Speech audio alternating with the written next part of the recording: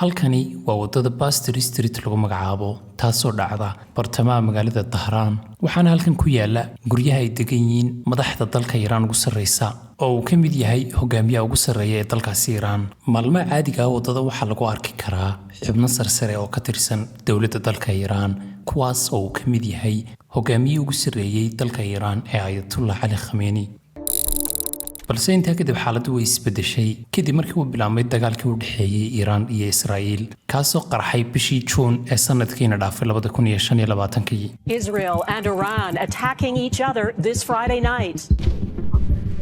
Iran's retaliatory strikes hours after Israel's sweeping attacks. This operation will continue for as many days as it takes. waqtigaas oo Israel ay ka dhigatay targetkeeda ugu sareeya sida ay u khaarijin lahayd hogaamiyihii ugu sareeyay Iran ee Ayatollah Ali Khamenei dawladda Iran markii ay ogaatay in ay Israel beegsanayso hogaamiyahooda ugu sareeya Ali Khamenei waqtigiisa ugu badan waxa uu ku qaadan jiray dhisme dhulka hoostiisa ku jira maadaama ay fududahay in Israel ay ku soo weerarto duqeyn dhanka cirka ah haddaba taariikhdu markay ahayd February 28keedii 2026 ama sanadkan imika aynu ku jirno dad aad u kooban ayaa waxay la socdeen ama ay ogaayeen kulanka uu qabanayo hogaamiyaha dalka Iran waqtigaas oo lagu arkayay dariiqeen hore u sheegnay Pasteur Street ee bartamaha Tehran ku yaalay dhaqdhaqaaqyo aad u fara badan iyadoo halkaasina ilaalo fara badan la soo dhigay kuwaas shaqadooda ugu muhiimsan ay ahayd sidii ay u hubin lahaayeen inuu si ammaan ku soo gaadho hogaamiyuhu meesha kulanku ka dhacayo isagoo ka imanaya dhanka gurigii uu isku qarinayay ee dhulka hoostiisa ku yaalay laakiin ciidamadan kamay warhayn oo lamay socon in ay dusha kala socdeen sirdoonka Israel kuwaasoo sanado fara badan oo ay dhaqdhaqaaqa ninkan la socdeen ay u fududayd inay la socon karaan meel kasta oo uu marayo iyagoo adeegsanaya kamaradaha ku yaala meelaha traafiga ah maadaama ay si fudud jabsadeen dhammaanba kamaradaha ku yaala dariiqyada magaalada Tehran kamaradahanina dhammaanba wixii ay qabtaan waxa ay si toos ah ugu gudbinayeen serfarada Mossad ay ku leedahay gudaha Tel Aviv halkaana waxay kala socdeen wax walba oo ka dhacaya dariiqyada magaalada Tehran iyo gaar ahaan dariiqeen hore oo soo sheegnay Pasteur Street howlgalkan Mossad Israel oo kaliya ma wadin laakiin sidoo kale waxa la waday sirdoonka Mareykanka ee CIA-da labadooduna waxay ula socdeen si isku mid ah oo ay u eegayeen dhaqdhaqaaqa iyo meesha uu marayo hogaamiyaha ugu sareeya Iran walibana waxay hore u sii ogaayeenba in kulankani maanta meesha ka dhacayo sida daraadeed ay diyaaradaha Israel biisaskooda uga soo duuleen ama uga soo kaceenba 6 subaxnimo waqtiga duqeynta ay geysteen waxay ahayd 9:40 oo subaxnimo iyaguna adeegsanayay gantaalada misaaliska loo yaqaano oo ay duqeyn ba'an ugu geysteen meeshii uu madaxweynuhu shirka ku qabanayay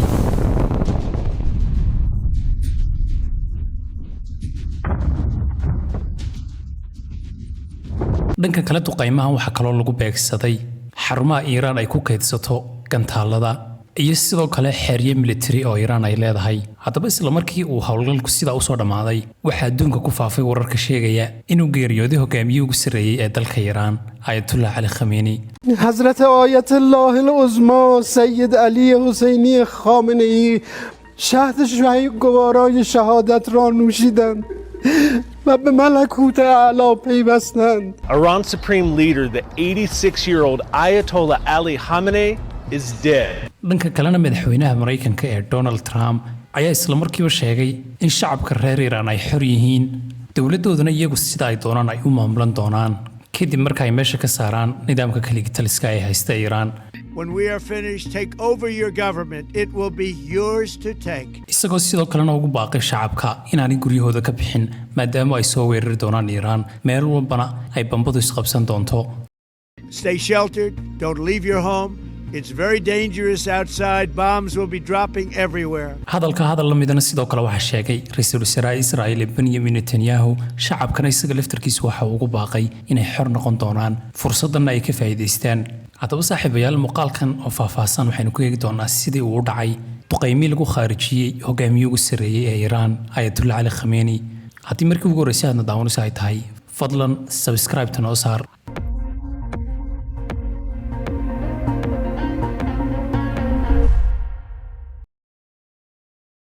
haddaba kadib markii Israel ay ku guuleysatay inay khaarijiyaan hogaamiyaha Iran wasiirka arrimaha difaaca Israel ayaa wuxuu sheegay in dilka hogaamiyaha ugu sareeya Iran ay hore uga gaadheen go'aan bishii November ee sanadkii hore 2025 ama waqti gaadhay 5 bilood ka hor ay go'aan ku gaadheen inay dilaan iminkana ay ku guulaysteen oo howlgalkaasi uu soo gabagaboobay. We were already in November when we sat with the Prime Minister in a very small forum, and the Prime Minister set a goal to eliminate the Khamenei regime in November. sidoo kalena waxay sheegeen inay aad ugu faraxsan yihiin inay howlgalkoodii hore u soo gabagabeeyeen maadaama ay qorsheeyeen ama qorshihii ugu horreeyay uu ahaa in dilka hogaamiyuhu uu dhaco bisha 6 ee sanadkan halkii imika uu ka dhacay bishii 2 ee February. sababta soo dadejisay dilkuna waxay noqotay maadaama ay la wadaageen Mareykanka qorshaha oo dhammaystiran, Mareykankuna uu go'aansaday in hore loo soo dhigo dilka oo laga dhigaba bisha 1 ee sanadka, iyadoo sida uu sheegay Donald Trump uu ku goodiyey in aan laga badbaadi karin sirdoonka aadka u sarreeya ee dalka Mareykanka wax walbana ay qabsan karaan. haddaba su'aasha isweydiinta mudan ayaa waxay tahay sidee ay ku awoodeen Israa'iil iyo Mareykanka oo wada socdaa inay howlgalka fuliyaan. marka laga hadlayo dhanka Israa'iil, qorshahani waxa uu ka yimid ama howlgalkan waxa qorsheeyay wakaaladda sirdoonka ee arrimaha dibadda ee Yuhuudda ee loo yaqaano Mossad, iyagoona ugu horreyn hakin ku sameeyay ama jabsaday dhammaanba kamaradaha traafiga ee ku dhex yaalla magaalada Dahraan. sida aynu hore u sheegnayna, kadib markii ay hakinka ku sameeyeen kamaradaha, wixii kamarada ay ka arkeen oo dhan waxaa toos loogu gudbiyey seerfarada Yuhuudda ay ku leedahay magaalada Tel Aviv, halkaasoo ay kala socdeen dhaqdhaqaaq walba oo ka dhex socda magaalada Dahraan, iyo weliba dhaqdhaqaaqyada gaar ahaan saraakiisha sarsare ee ka tirsan dowladda Iiraan oo ay toos ula socdeen gawaadhidooda iyo meesha ay marayaanba. arrintan oo u fududeysay sirdoonka Yuhuudda inay la socon karaan laba arrimood oo aad u muhiima. arrinta koowaad oo ahayd meesha ay ku baarkin karaysanayaan gawaadhidooda, gaadhiska ama askarta ilaalinaysa hogaamiyaasha, iyo talabaad oo ah dhammaanba dhaqdhaqaaqyada maalinlaha ah ee ay dadku sameynayaan ee ka socda agagaarka wadada Baster Street ee aynu hore usoo sheegnay. intaa kadib markii ay urursadeen macluumaadkaas oo dhammaystiranna waxay adeegsadeen machine learning iyo data science si ay ugu sameeyaan profile u gooniya askarta ilaalinaysa xubnaha ugu sarsareeya ee dalka Iiraan. askari walbana waxay urursadeen macluumaadkan oo ugu horreeyo meesha uu degan yahay ama adreeskiisa, waqtiyada shaqada ay soo galaan iyo waqtiga ay ka baxaan, sidoo kale dariiqa ay maraan marka ay shaqada imanayaan, iyo tan ugu muhiimsan ee ugu dambaysa oo ah sarkaalka ay u xil saaran yihiin si ay u ilaaliyaan. arrintan oo ay aad u yaqaanaan sarkaalada sarsare ee sirdoonku, iyagoo sababta ay sidan u sameynayaan waxaana macluumaada ay u urursanayaanna ay tahay inay la socon karaan ama qofka ay si fiican oo qoto dheer u dhexgeli karaan oo ay sii qiyaasi karaan meesha uu tegayo, halka uu joogo, iyo weliba wax walba uu qabanayo. sida uu horeba usii sheegay sarkaal ka tirsan ciidamada Yuhuudda oo mar la wareysanayay, isagoona sheegay ka hor inta aanay duqeyn meesha ay rabaan inay duqeeyaan inay already ka sii warhayaanba wax walba oo meeshaas ka dhaqdhaqaaqaya, ama ay u kala garanayaanba magaalooyinka ay duqeynayaan sida magaalooyinkooda oo kale, oo ay macluumaad aad u tiro badan marka hore kasii ururiyeen, iyadoo hawshan ay u xil saaran tahay qaybta arrimaha dibadda ee sirdoonka Yuhuudda ee Mossad loo yaqaano. dhanka kale markaaynu ka hadlayno sirdoonka Mareykanka ee CIA-du, iyaga laftarkoodaba waxay bilo ka hor sii hayeen ama ay ogaadeen meesha uu ku sugan yahay hogaamiyaha ugu sarreeya ee Iiraan. haddaba marka laga tagay inay jabsadeen kamarada traafiga ee Dahraan ku yaalla, sirdoonka Yuhuudda waxa uu adeegsaday qaabab kale oo fara badan oo macluumaadka ay u urursadaan. intii lagu guda jiray howlgalkanna waxaa si toos ah wada shaqaynayay 3 waaxood ee ka tirsan sirdoonka Yuhuudda, oo qaybta ugu horeysa waxay ahayd unitska loo yaqaano 8200. qaybtan oo ah qaybta ugu ballaaran ee ciidamada militariga ee Israa'iil, kuwaasoo badanka ciidamada Israa'iil u qaabilsan inay ka warhayaan signalada telefoonada ku xidhiidhsan xarumaha networka. gaar ahaan hawshooda ugu weyn waxa weeye inay dabagalaan telefoonada oo ay dhegaystaan, iyagoona badanka dabagala ama dhegaysta telefoonada dadka loo baahan yahay muhiimka ah. gaar ahaan waxay eegaan cidda ay la xidhiidhayaan iyo cidda iyaga la soo xidhiidhay, iyo sidoo kale meesha ay ku sugan yihiin. weliba telefoon oo keliya ma adeegsadaan, sidoo kale waxay adeegsadaan dad caadiya oo ugu dhex jira ciidamada Iiraan, sida uu marar badan sheegay ninka lagu magacaabo Maamuun Abu Caamir, kaasoo ah nin falanqeeya arrimaha Israa'iil oo degan magaalada Istanbul ee dalka Turkiga. waxaanu sheegay Yuhuuddu inay badanka adeegsadaan dadka mucaaradka kuwa dowladda Iiraan ee ku sugan isla gudaha dalka Iiraan, kuwaasoo qaab sahlan ugu soo wariya wax walba oo ka dhacaya gudaha Iiraan oo Israa'iil ay u baahantahay inay ogaato. sidoo kalena waxa uu sheegay in Yuhuudda ay badanka adeegsadaan dad haysta dhalashooyin kala duwan, ama qof haysta laba wadan dhalashadiisa, sida dhalashada Iiraan oo kale qof haysta iyo sidoo kale dhalasho kale, kaasoo ay u fududahay inuu soo geli karo gudaha dalka Iiraan. haddaba marka laga hadlayo sida ay dadka uga dhaadhiciyaan Yuhuuddu inay u shaqeeyaan, badanka waxay sameeyaan qofka haddii lagu qancin kari waayo fikir ahaan in laga dhaadhiciyo waxaan inuu soo qabto, waxay isku dayaan inay blackmailing ku sameeyaan ama ay u hanjabaan maadaama maadaama ay sira ka hayaan sida darteedna qofku ku qasbanaanaya inuu shaqada ay doonayaan u qabto amaba sidoo kale uu qofku geeyo qalabka ay u dhiibaan meesha loo baahan yahay si ay macluumaadka uga helaan oo ay ula socdaan dhaqdhaqaaq walba oo ay rabaan haddaba haddii ay noqoto inay qof caadi adeegsadaan ama qalab inay adeegsadaan ama kamaradaha wadooyinka ku xidhan bay adeegsadaan qaybahaas oo dhan markay isku geeyaan ee macluumaadka ay heleen ay analyzing ku sameeyaan oo rogrogaan ugu dambeynta waxay helaan data aad u mug weyn oo billions of pieces gaadhaysa taasoo badanka qusaysa xiriirka dadka ay u baahan yihiin ka dhexeeya kuwaasoo ugu dambeyn hadafka ugu dambeeya ee ay ka leeyihiin uu yahay inay target samaystaan oo qofka loo baahan yahay in la khaarijiyo targetka koowaad laga dhigo iyadoo la adeegsanayo xogtan dhamayska tiran le ee la helay marka ay noqoto Israa'iilna systemkan iyo qaabka loo isticmaalo aad ayay ugu dheeraysaa maadaama marar far badan leh hore ay u soo adeegsatay haddaba ku dhawaad 2 sano ka hor ama bishii September ee sanadka 2024 Israa'iil waxay ku guuleysatay inay ka takhalusto ay meesha ka saarto amaba ay disho Xasan Nasrallah oo ahaa hogaamiyey ururka Xisbullah iyagoo adeegsanaya isla nidaamka ama systemkan aynu soo sharaxnay Israel has dealt a major blow in their fight against Hezbollah in Lebanon, officially killing leader Hassan Nasrallah in a devastating airstrike years in the planning. sida aynu la wada socono Xisbullah waa urur ka dhisan wadanka Lubnaan kuwaasoo waliba xulafo dhow ay yihiin dalka Iiraan sanado fara badan Iiraan waxay u adeegsanaysay oo ay ka dhiganaysay hubkooda ugu horeeya si ay ula dagaalamaan Israa'iil Xisbullah laftirkooda lama dhayalsan karo maadaama sanadadii ugu dambeeyay awoodooda ay aad u siyaaday iyagoo xataa marar fara badan la isku dayay inay keligood dagaal la galaan ciidamada Israa'iil waana sababta Israa'iil ay u doonaysay inay ka takhalusaan hogaamiyahoodii Xasan Nasrallah iyadoo yuhuuddu ilaa 2006 laga soo bilaabo marar fara badan ay isku dayeen inay ninka khaarijiyaan laakiin ay ku guuldareysteen maadaama isaga laftirkiisuna waqtigiisa oo faraha badan intii uu noolaa uu ku qaadan jiray guryo dhulka hoostiisa ku yaala tanina waxay ku qasabtay Israa'iil inay bedesho qaabka ay ninkan u waajahaysa ama ay u rabaan inay u khaarijiyaan maadaama waqtiyada hore Israa'iil ay u adeegsan jirtay militarigeeda si ay uga takhalusto taargetyada ay rabto inay disho laakiin laga soo bilaabo 2006 Israa'iil waxay adeegsataa sirdoonkeeda si ay uga takhalusto dadka ay rabaan iyagoo adeegsanaya unitkan hore soo sheegnay ee unit 8200 kuwaasoo 20 sano ee ugu dambeeyay diirada saarayay laga soo bilaabo 2006 inay fahmaan qaabka ay u nool yihiin hogaamiyaasha Xisbullah waliba sidoo kale waxay kala ogaanayeen sida ay dalacsiima u kala helaan sidoo kale kuwa Xisbullah ka tirsan ee wadamada ajaanibta ka yimid ee musuqmaasuqa wada ay kala ogaanayeen sida darteedna waxay dhexgeliyeen oo ay ku dhex beereen Xisbullah laftirkeeda sirdoonno iyaga u shaqeeya iyagoona adeegsan jiray xogta ay u soo gudbiyaan oo ay ka mid yihiin ama ay ugu waaweynayeen boorarkii lagu soo dhajin jiray dadka shuhadada ah ee Xisbullah ka dhinta halkaas oo ay ka heli jireen macluumaad dhammaystiran oo ku saabsan raggaas la dilay hadday noqoto magacooda meeshay ku dhasheen halka lagu dilay iyo sidoo kalena waxay la socon jireen dadka dhimashadooda baraha bulshada soo dhigaya si ay gacanta ugu dhigaan xiriirada ay leeyihiin dadkaas dhanka kale meelaha ugu muhiimsan ee macluumaadka ka heli jireen waxaa ka mid ah aasaska loo sameynayo dadka dhintay halkaas oo ay ka kala ogaan jireen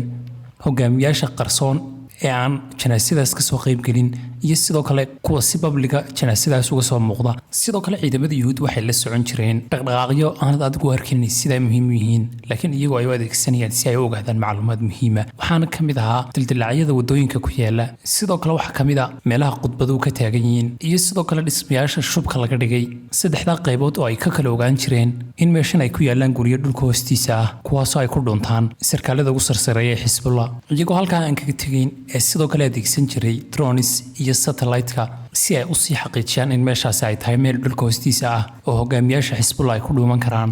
iyadoo xataa marka intaa laga tago mararka qaarna ay u bedelayeen taleefanada gacanta ee Xisbullah ay adeegsanayaan qalab ay wax ku dhageystaan oo iyaga ay ka dhageystaan oo ay kala socdaan iyagoo marar badan markay ogaadaan xogtaasna ay u adeegsadaan inay ogaadaan meesha uu ku sugan yahay hogaamiyaha Xisbullah inkastoo dhulka hoostiisa uu ku sugan yahay haddana waxay u baahan yihiin inay ogaadaan meesha uu kaga sugan yahay dhulka hoostiisa si ay u duqeyn karaan Xasan Nasrallah markii ogaadeen meesha uu ku sugan yahay waxay 27 September 2024 u adeegsadeen bambada nooca 80 tana ee dhulka hoostiisa ugu gasha dhismayaasha ka dhisan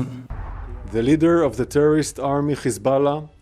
was killed by Israel Defense Forces in a precise strike in Beirut last night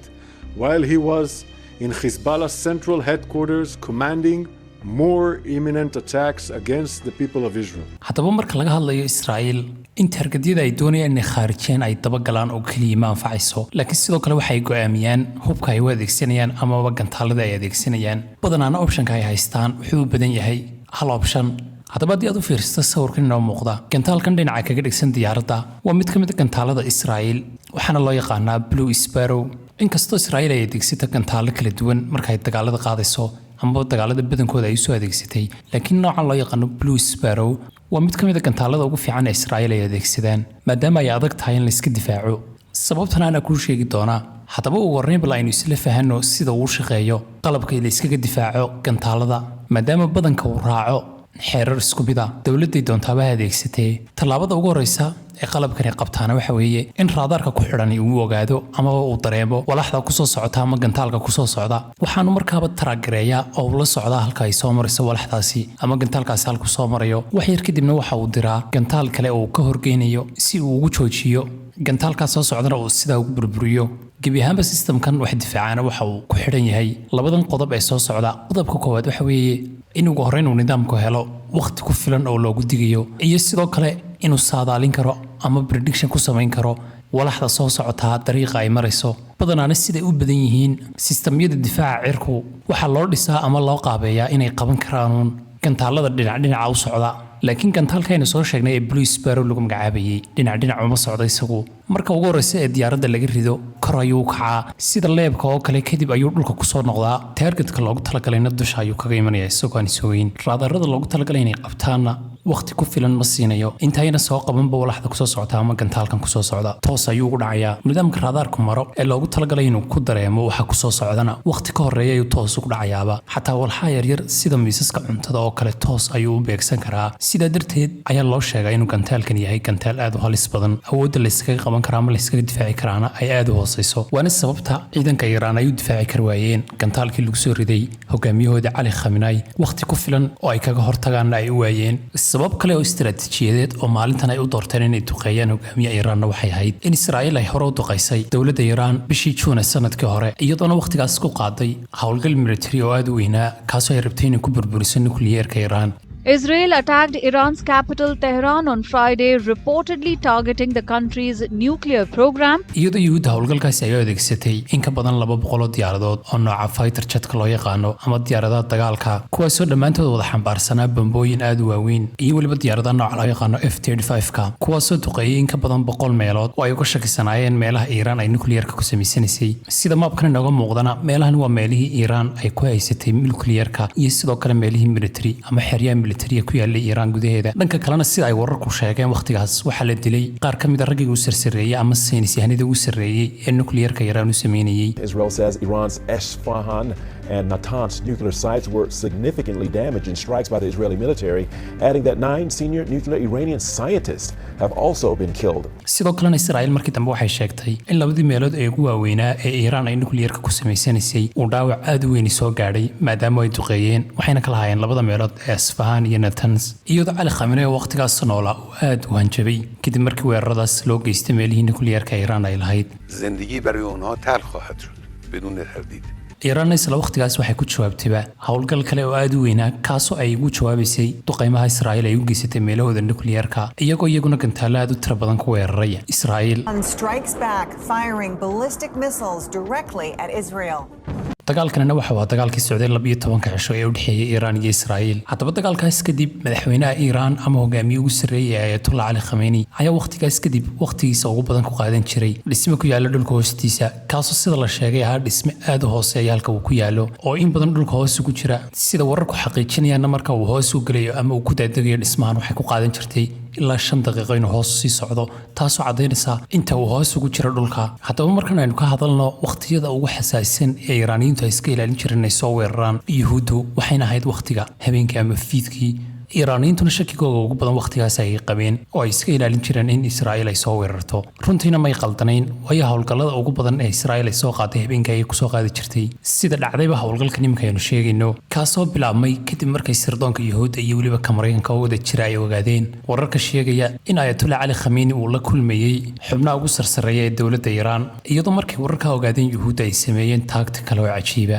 waxayna akoonada baraha bulshada ay ku leeyihiin sida akoonka ay ku leedahay ciidamada difaaca Israa'iil ee barta X lagu magacaabo ay soo dhigeen sawirada iyagoo iska dhigaya qaar fasax u baxaya oo aan wax howlgal soo qabanayn arrintaasoo dabcan ahayd arrin ay ku khalkhalinayaan oo ay ugu muujinayaan sirdoonka Iiraan in wax dhibaato aan ku soo socon oo ciidamadii Yuhuuduna ay fasax iska galeen sida wararkan uu cadeeyay nin sirdoon oo ka qayb galay hawlgalkaas waxaan u sheegay in sababta ay sawirada u soo daayeen ama ay baraha bulshada u soo dhigan ay ahayd inay ku khalkhaliyaan dowladda Iiraan oo ay moodaan in wax khatar aan ku soo socon laakiin ciidamada Iiraan kamay warqabinba in ragga sawiradooda loo muujiyay inay fasax iska galeen ay isla markaba ku soo noqonayeen meelaha ay sawirada ka soo galeen iyagoona bilaabay isla markiiba inay jiibsadaan sida aan hore soo sheegnay oo hakin ay ku sameeyaan kamarada traafiga ee magaalada Dahraan iyo sidoo kale telefoonada ay isticmaalayeen ciidamada Iiraan maadaama arrintan ay u ahayd fursad aad u weyn oo sirdoonka Yuhuudda ay heleen si ay uga takhalusaan hogaamiyaha ugu sarreeya ee Ayatollah Ali Khamenei 2 saacadood ka hor hadaba hawlgalku inta aanu dhicin Israa'iil waxay hakin ku sameysay dhammaan xarumaha network-ka ee agagaarka kulanku ka dhacayay u dhawaa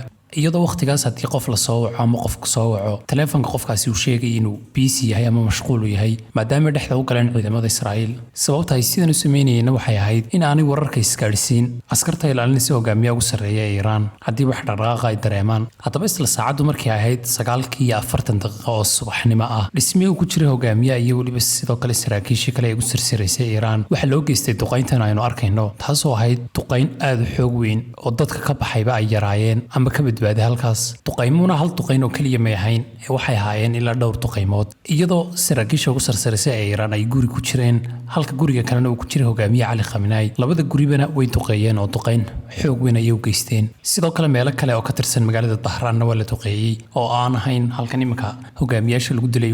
ugu dambeyn sidaas ayuu ku dhintay hogaamiyihii ugu sarreeyay ee dalka Iiraan ama lagu dilay ee Ali Khamenei hadaba duqeymahaas kaliya kuma dhiman Ali Khamenei oo kaliya sidoo kale waxaa la dhintay inantiisa sidoo kale inanu awowha sidoo kale xaaskiisii oo aad u dhaawacantay 2 cisho kadibna dhimatay duqeymahaas sidoo kalena isku geynta 30 sarkaal oo ka tirsanaa sarkaaladii ugu sirsireeyay ee dalka Iiraan ayaa halkaas ku nafbaxay oo ku dhintay inta kadibna sidaynu muuqaalkan arki karno Donald Trump oo aad ugu faanaya wixii ay sameeyeen hawlgalkan ku sheegay hawlgal aad u halis ah oo aan hore loo arag और यूएस ने इस ऑपरेशन को epic fury बुलाया Epic Fury, one of the largest, most complex, most overwhelming military offensives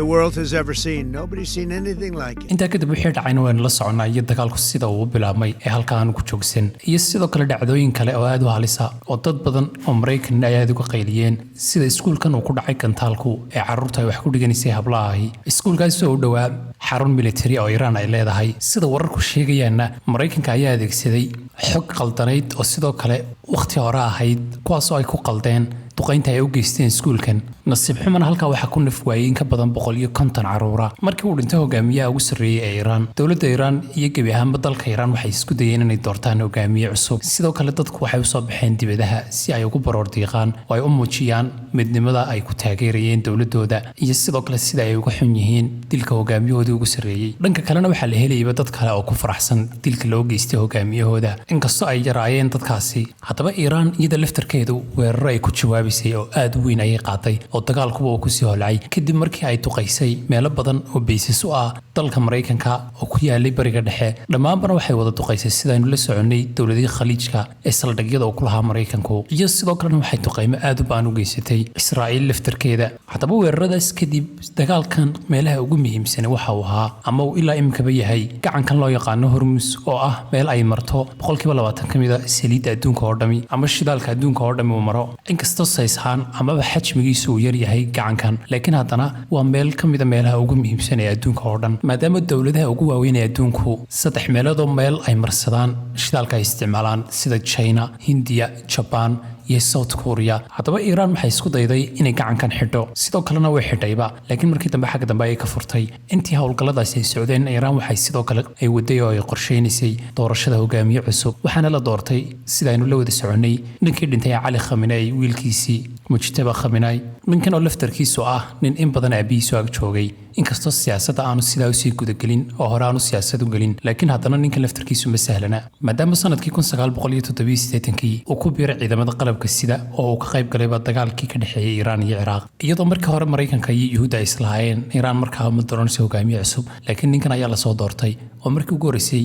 xogtiisa lagu soo daawacay wargeysyada waxaana sida la sheegay ninkan laftarkiisu ku dhaawacmay weerarkii waabihii ku dhintay iyadoona loo qaaday dalka Ruushka si qalliin loogu soo sameeyay degdega inkastoo wararkaasi ay ahayn warar 100% aan rasmi ahayn oo aan la xaqiijin karin haddaba dagaalku ilaa imika sida aynu la socono uu socdaa Donald Trump mar dhaweyd oo la weydiiyey dagaalka waqtiga uu dhammaan doonana sidaan ka arki karno codkan waxa uu sheegayaa xilliga isaga uu doono ayuu u dhamaanayaa dagaalku isagoona si jees u sheegaya in isaga ay ku xidhan tahay waqtiga uu dagaalku dhammaan karo When are you going to know when it's over?